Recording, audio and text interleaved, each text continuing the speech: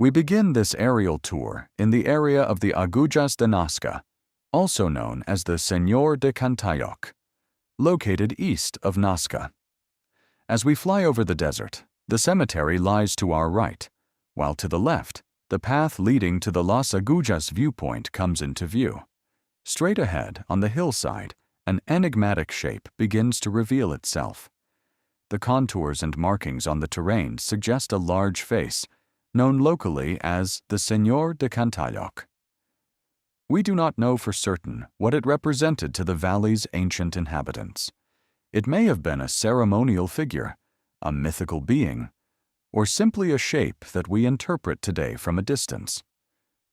The landscape invites us to observe closely. Every line, slope, and shadow can transform the desert into an ancient narrative. We now descend visually toward the Pampa. To the left lies the valley, while to the right rise the hills and the Apuchero Blanco. Across the surface, large bands, straight lines, and geometric shapes crisscross in various directions. These designs were created by carefully altering the desert's surface layer. Removing or shifting the darker stones exposed the lighter-colored soil beneath. The extraordinary aridity of the Nazca region has allowed many of these markings to survive for centuries. Their true scale is best appreciated from the air. Some lines resemble paths, others form trapezoids, corridors, and enclosed spaces. There is no single, universally accepted explanation for the entire complex.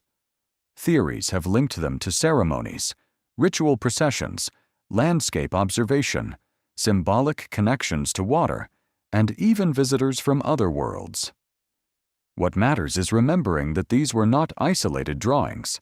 They were part of an organized territory, traversed and understood by the communities that inhabited this valley. As we gain altitude, the Pampa transforms into an immense surface covered in markings. The area spans approximately 4 square kilometers, and the lines are visible only from above. They overlap, converge, and diverge, as if belonging to different eras of a long history. In the background lies the agricultural valley, a green strip contrasting sharply with the arid hills. This contrast sheds light on a fundamental concern of the Nazca societies, the search for and management of water. Nearby lie the Cantalloc aqueducts, part of a pre-Hispanic system designed to capture groundwater and channel it along the natural slope of the terrain. While we cannot say for certain that every geoglyph was dedicated to water, the proximity of the lines, cultivated fields, paths, and hydraulic structures allows us to view this site as an integrated cultural landscape. Here, the desert and life have always been deeply intertwined.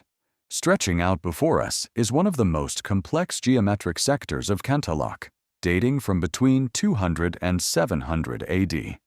We see long lines, parallel bands, and figures that traverse the Pampa before fading away near the hillsides.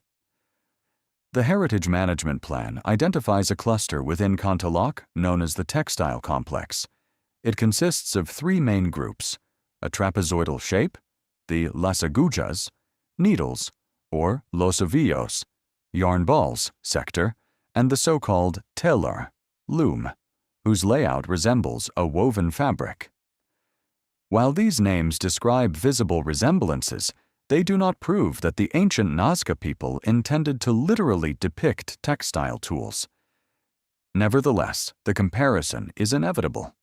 From the air, the lines look like threads stretched taut across the desert. The rectangular spaces suggest a weave, and the curved paths evoke the patient movement of a large-scale crafting process. This entire area is known as the Las Agujas, the needles sector. Elongated shapes terminate in points extending over 800 meters in length, arranged side by side, while various curved lines, resembling balls of yarn, coiled thread, or the spirals of life, interspersed among them make the landscape look like a gigantic textile workshop. This resemblance inspired names such as Las Agujas, Los Ovillos, the balls of yarn, and El Telar, the loom, to identify the different groups within the complex. However, we must maintain a responsible interpretation. These names describe what the shapes remind us of, but they do not prove that the ancient Nazca people intended to literally depict weaving tools. There is no definitive archaeological explanation for the site. Perhaps these designs were linked to ceremonies, collective identities, or ritual processions. Some even believe the Nazca were visited by beings from other worlds. It is possible that the language of weaving served to express the relationships between community, territory, and nature. The mystery remains, unfolding before our eyes.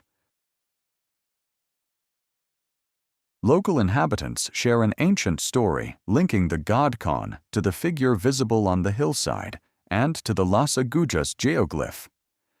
According to tradition, Khan was a powerful creator deity who provided water and food to humanity. However, when people stopped offering him tributes, he punished them by withholding rain and transforming the fertile coastal lands into a vast desert. To survive this extreme aridity, the ancient people of Nazca had to seek out water hidden beneath the earth. This is where Las Agujas takes on special significance. Although the shapes resemble textile tools, such as needles, spindles, and balls of yarn, researcher David Johnson proposed that some geoglyphs may have also marked sources of groundwater. Thus, Khan symbolizes the punishment of drought, while Las Agujas represents the knowledge and human ingenuity used to find water and conquer the desert. As we move away, the Lord of Cantalloc, the geometric lines, and Las Agujas merge once more into a single landscape. From a distance, each figure appears small. Up close, we discover a monumental work built with patience, knowledge, and a profound connection to the desert. Cantalloc is not merely a collection of markings. It is the legacy of a society that transformed an extreme landscape, channeled water underground, and left signs upon the surface that we are still striving to understand. As we approach the hill, the face blends with the mountain's natural contours. From this perspective, the eyes, nose, and outline seem to emerge and vanish as the camera angle shifts. Whether known as the Lord of Cantalloc or the god Khan, these are contemporary names given to this presence in the landscape. Its commanding position overlooking the valley has fostered the notion of a deity or guardian associated with the protection of the land, water, or crops. From this vantage point, one can see ancient paths and vast expanses covered in geoglyphs. The meaning of this figure remains open to interpretation and continues. Some interpretations will evolve with new research, while others will endure as local stories passed down through generations. Our duty is to observe without altering, to investigate without destroying, and to share this heritage with respect. Thus concludes this aerial tour of the Lord of Cantalloc and Las Agujas, a place where archaeology, landscape, and mystery continue to converse beneath the Nazca sky. Thank you for joining us on this journey through the mysteries of Cantalloc. Subscribe at www.nazca360.com, and on our channel, share this video and leave us a like. Your support helps us continue sharing the history, culture, and heritage of Nazca.